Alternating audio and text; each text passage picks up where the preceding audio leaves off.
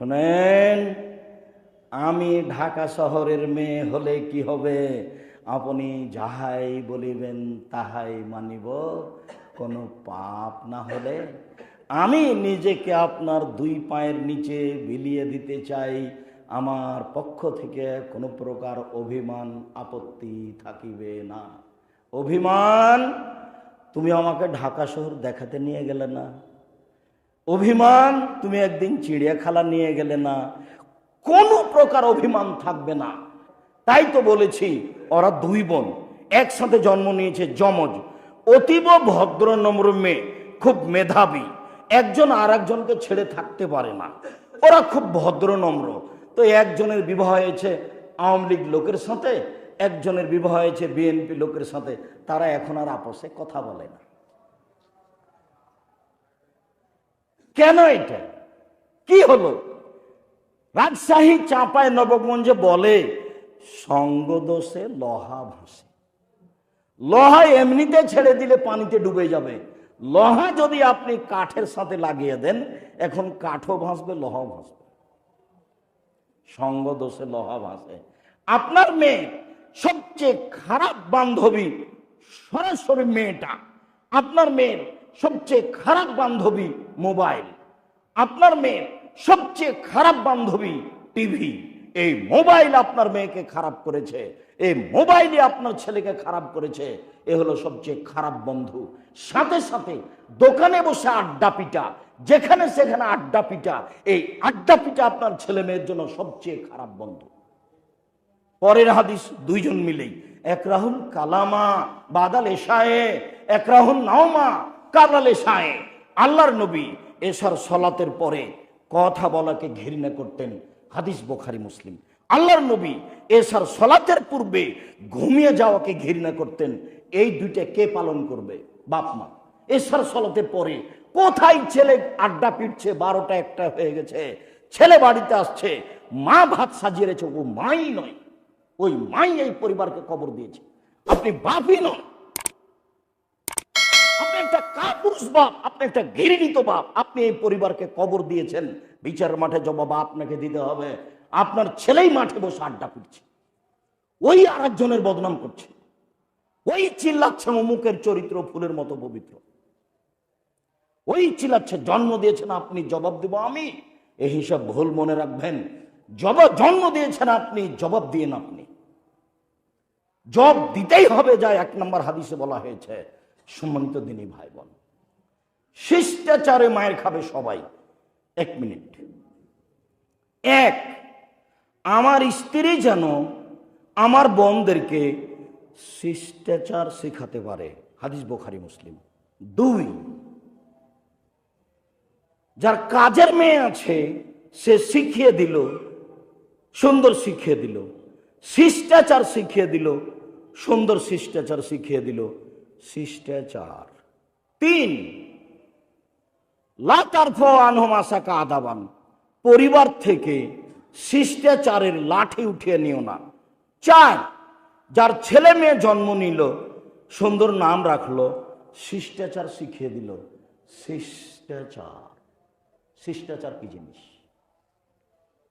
আমার স্ত্রী আমার বোনদেরকে শিষ্টাচার শিখিয়ে দিল, কাজের মেয়েকে শিষ্টাচার শিখিয়ে দিল। শিষ্টাচারের লাঠি পরিবার থেকে উঠিয়ে নিও না, সুন্দর নাম রাখো, শিষ্টাচার শিখিয়ে দাও। শিষ্টাচার কি জিনিস? কি জিনিস শিষ্টাচার? মোবাইলে রিং হচ্ছে, অন করে বলবেন আসসালামু আলাইকুম, হ্যালো নয়, হ্যালো নয়। শিষ্টাচার। শিষ্টাচার কি জিনিস? 1 গিলাস পানি ছেলে দিল, বলবেন জাযাকাল্লাহ খায়ের, বললেন থ্যাংক ইউ, বললেন হ্যালো। কিয়ামত পর্যন্ত হ্যালোতে আপনি কোনো কল্যাণ বের করতে পারবেন না। বলেন আসসালামু আলাইকুম, যদি হিন্দু বুঝতে পারেন ধন্যবাদ, অমুসলিম বুঝতে পারেন ধন্যবাদ। আর যদি বুঝতে না পারেন, হিন্দু হোক, মুসলমান হোক, বৌদ্ধ হোক, খ্রিস্টান হোক, ডোম হোক, চামার হোক, মেথর হোক, হাড়ি হোক, সে যেই হোক না কেন, বলবেন আসসালামু আলাইকুম। আল্লাহর নবী বলেছেন, যাকে চিনো তাকে সালাম দিবা, যাকে চিনো না তাকেও সালাম দিবা। শিষ্টাচার কি জিনিস? শিষ্টাচার। আপনি 1 গিলাস পানি দিলেন আমাকে, আমি বললাম থ্যাংক ইউ, কিয়ামত পর্যন্ত থ্যাংক ইউ এর কোনো উপকার পাবেন না। জিরো তো সবসময় বামে থাকলে কোনো দাম থাকে না, কিন্তু ডানে দিলে 10 হয়, আবার আর একটা দিলে 100 হয়, আবার আর একটা দিলে 1000 হয়। তাহলে জিরোরও দাম আছে। আর থ্যাংক ইউ এর দাম আপনি কিয়ামত পর্যন্ত পাবেন না। আর যদি জাযাকাল্লাহ খায়ের বলেন, আপনি যে আমাকে বললেন জাযাকাল্লাহ খায়ের, আপনি যে 1 গিলাস পানি দিলেন আব্দুর রাজ্জাক সাহেব, এর প্রতিদান আল্লাহ দেখে। আমি যদি দিতাম তাহলে একটা হতো, আপনার ভ্যানটা ঠেলে দিতাম, আপনার উপকার করে দিতাম। কিন্তু আমি উপকার করার জন্য কাকে বললাম? আল্লাহকে।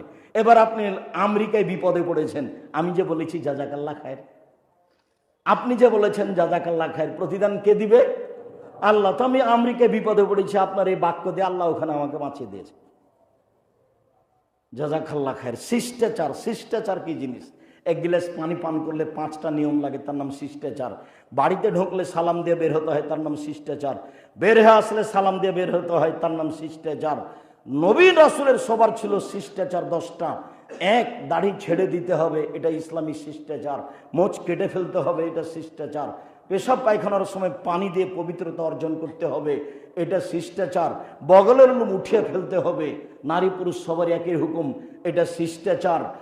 নিচের লোম পরিষ্কার করতে হবে ঊর্ধ্বে টাইম 40 দিন, পুরুষ নারী সবারই একই হুকুম, এটা শিষ্টাচার। শিষ্টাচার দিয়ে পুরো সমাজ পরিপূর্ণ হয়ে আছে। মসজিদে ঢুকবেন ডান পা দিয়ে, শিষ্টাচার। বের হবেন বাম পা দিয়ে, শিষ্টাচার। জুতা আপনার, টাকা আপনার, কিন্তু বাম পা ঢোকাতে পাবেন না, ডান পা আগে ঢোকাতে হবে, শিষ্টাচার। বের করবেন বাম পা আগে বের করতে হবে, শিষ্টাচার। টয়লেটে ঢুকবেন দোয়া পড়ে ঢুকতে হবে, শিষ্টাচার। বের হবেন দোয়া পড়ে বের হতে হবে, শিষ্টাচার। শুইতে যাবেন ডান কাতে শুইতে হবে, শিষ্টাচার। দোয়া পড়ে শুইতে হবে, শিষ্টাচার। উঠবেন দোয়া পড়ে উঠবেন, শিষ্টাচার। শিষ্টাচার দিয়ে পুরো সমাজ পরিপূর্ণ হয়ে আছে। শিষ্টাচার কি জিনিস?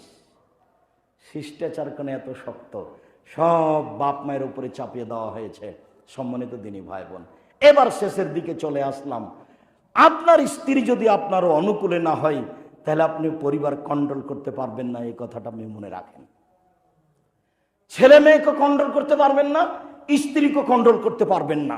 যার কারণে আল্লাহ রাসূল বললেন, শোনো, খায়রুন নিসা, সবচেয়ে ভালো মহিলা সেই কে, এই যে আমারা হাতাত, স্বামী আদেশ করলে পালন করে। 2, ওই যে নাজারা ইলাইহি সারাত, স্বামীর সাথে কথা বললে হাসি মুখে বলে।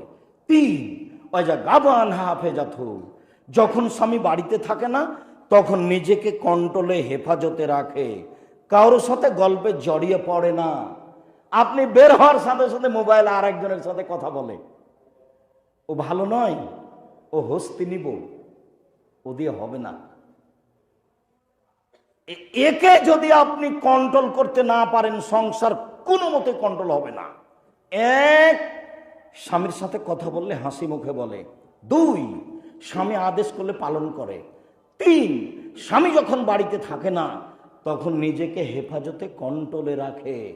এই হলো সবচেয়ে ভালো নারী, এই দিয়ে পরিবার সুন্দর হবে। 2, রাসূল সাল্লাল্লাহু আলাইহি ওয়াসাল্লাম বললেন, নবী জান্নাতে যাবে, শহীদ জান্নাতে যাবে, সিদ্দিক জান্নাতে যাবে, ওই মহিলাও জান্নাতে যাবে। কোনো কারণে স্বামী যখন রাগ করে তখন স্বামীর হাত ধরে বলে, যতক্ষণ পর্যন্ত আপনি খুশি না হবেন ততক্ষণ পর্যন্ত আমি কোনো কিছু খাবো না। এই নারী জান্নাতি নারী। রাসূল সাল্লাল্লাহু আলাইহি ওয়াসাল্লাম বললেন, ওই নারীর জন্য জান্নাতের সব দরজা খোলা, যেটা দিচ্ছে সেটাতে ঢুকবে, যেটা দিচ্ছে সেটাতে ঢুকবে। 1, 5 ওয়াক্ত সালাত আদায় করলো। 2, রমজান মাসে সিয়াম পালন করলো। 3, স্বামীকে মেনে চললো, তিতা লাগলেও মিঠা লাগলেও।